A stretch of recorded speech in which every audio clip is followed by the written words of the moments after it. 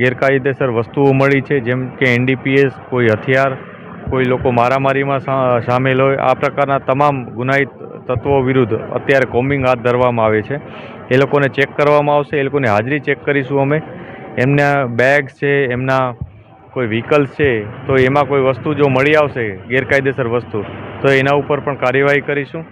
આ સમગ્ર કોમ્બિંગનો હેતુ એટલો જ છે કે સામાન્ય જનને એ વિશ્વાસ બેસે કે પોલીસ ખૂબ જ મજબૂતાઈથી, સખ્તાઈથી આ પ્રકારના તત્વો ઉપર કાર્યવાહી કરે છે, અને સાથે સાથે આ પ્રકારના તત્વોને પણ એ ખ્યાલ આવે કે અમે કોઈ પણ કાળે એ લોકોને પીછો છોડીશું નહીં. જ્યાં સુધી એ લોકો પોતાની ગુનાહિત પ્રવૃત્તિઓ કરશે, અમે એ લોકો ઉપર સખત કાર્યવાહી કરીશું.